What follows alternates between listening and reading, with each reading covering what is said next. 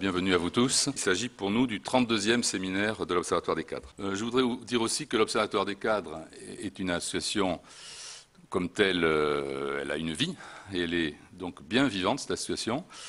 Alors ça se traduit par différents éléments très concrets.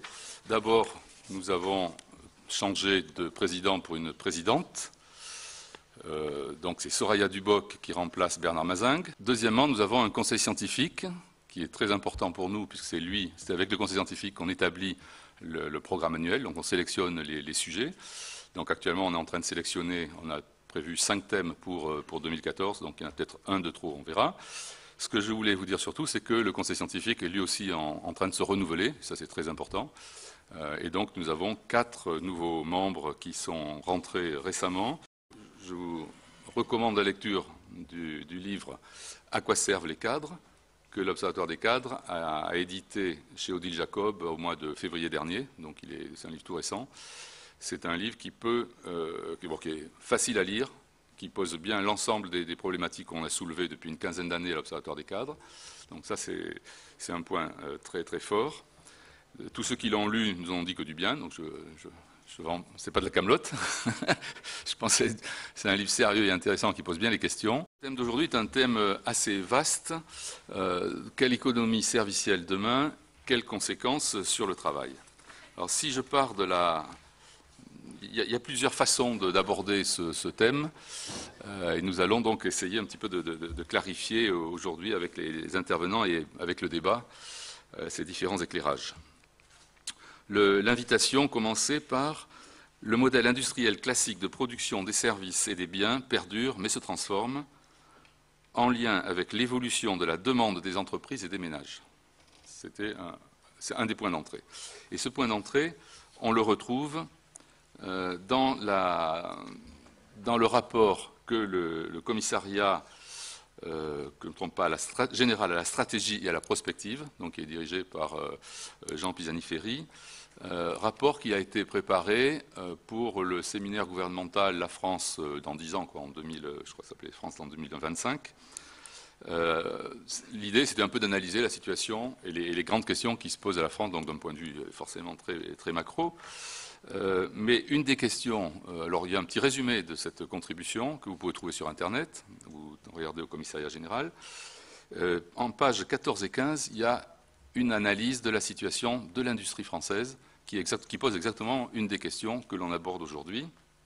La question, c'est doit-on miser sur un renforcement de la capacité manufacturière du pays? Ça renvoie, je dirais, plus au modèle allemand.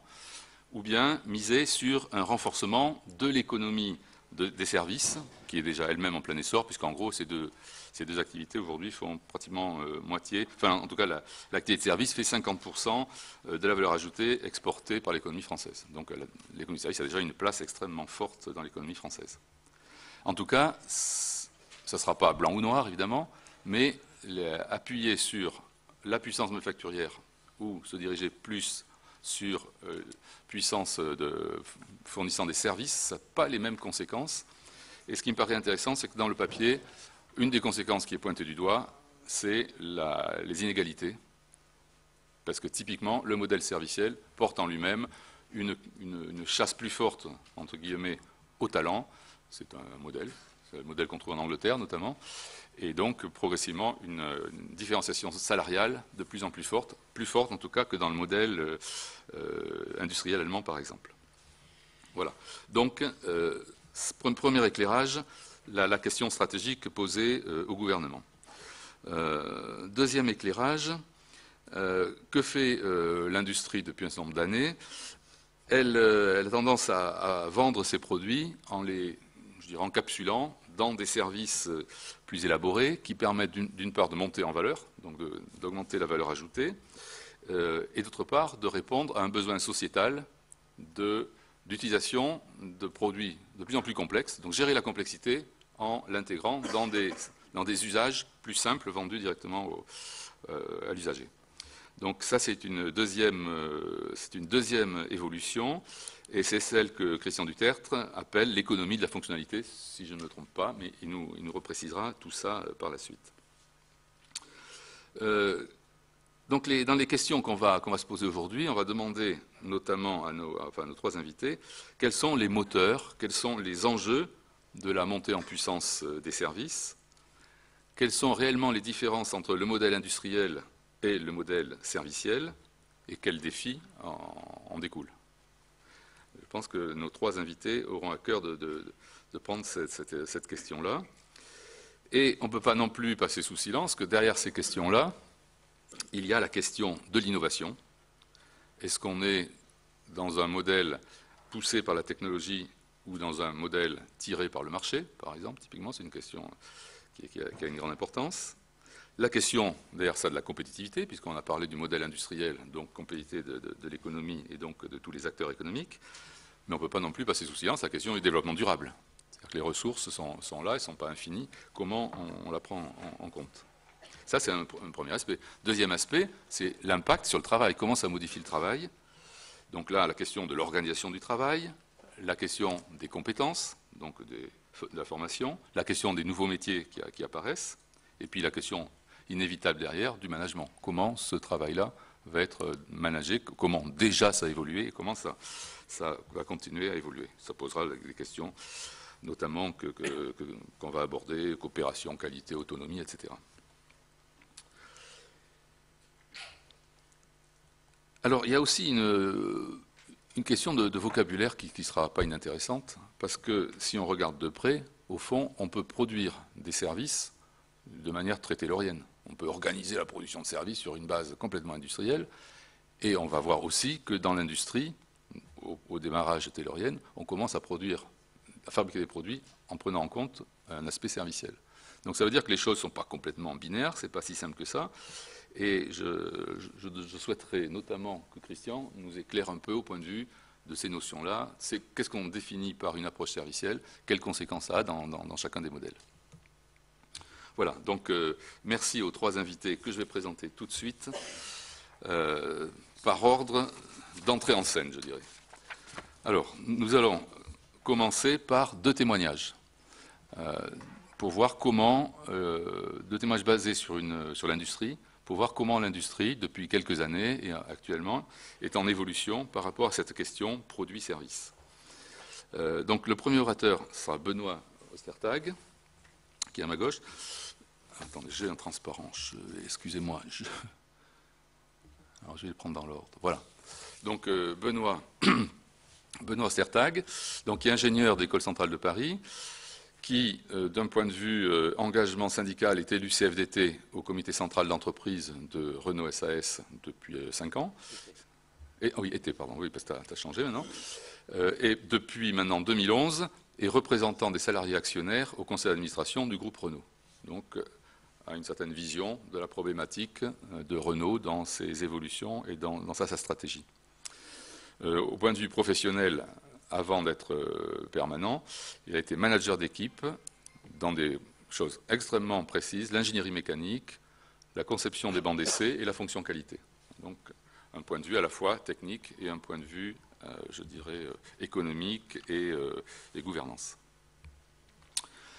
Au passage, je signale, parce que Benoît l'a mis en avant, et je pense effectivement c'est intéressant, un livre qui a été édité par la CFDT Renault, livre récent, puisqu'il a été édité en 2012, mi-2012, si je me rappelle, aux éditions L'Harmattan, qui, peut-être Benoît le dira mieux que moi, parce qu'il connaît mieux le livre, qui a le mérite d'analyser les évolutions de Renault, en quoi on peut aller dans le mur, ou comment on peut évoluer et comment on peut s'en sortir, dans le contexte économique, concurrentiel, externalisation, etc., mondialisation.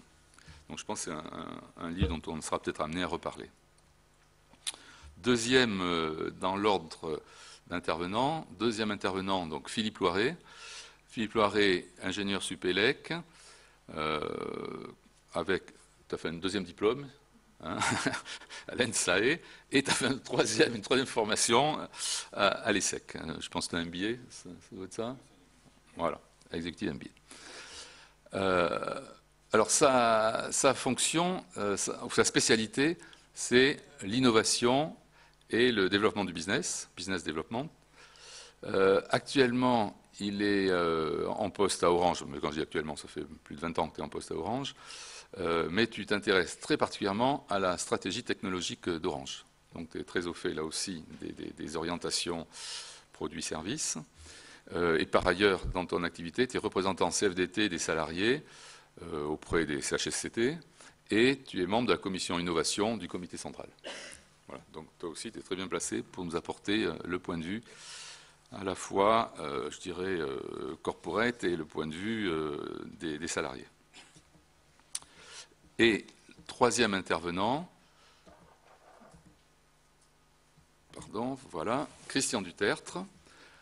Donc Christian Dutertre est professeur de sciences économiques à l'université Paris Diderot Paris 7. Alors il est chercheur dans différents endroits. Donc d'abord un laboratoire qui s'appelle le LADIS. Mon Dieu, LADIS. Le LADIS, ça veut dire Laboratoire d'analyse des dynamiques sociales et spatiales. Bon, on précisera peut-être un peu plus de quoi il retourne par la suite. Il est aussi, et je pense pour nous c'est très important, fondateur et directeur scientifique du laboratoire qu'on appelle Atemis. Donc il y a des jeunes chercheurs dans ce laboratoire. Atemis, ça veut dire, c'est un laboratoire d'intervention donc dans les structures, dans les entreprises, dans les administrations, et de recherche aussi. Ça veut dire analyse du travail et des mutations des industries et des services. On ne pouvait pas faire mieux pour aborder le sujet d'aujourd'hui. Christian Dutertre est aussi directeur scientifique du club Économie de la fonctionnalité et du développement durable. Là aussi, c'est un point très important par rapport au sujet qu'on va aborder aujourd'hui. Et il est auteur et co-auteur de nombreux livres. Alors, je ne vais bien sûr pas vous les indiquer tous. Il me semble qu'il y a au moins un livre et un article qui sont très en lien avec ce qu'on va discuter aujourd'hui. Il y a un livre dont Christian Dutertre est co-auteur avec deux autres auteurs, qui s'intitule « L'économie de la fonctionnalité, une voie nouvelle pour le développement durable », point d'interrogation, aux éditions Octares en 2011. Donc un livre assez récent.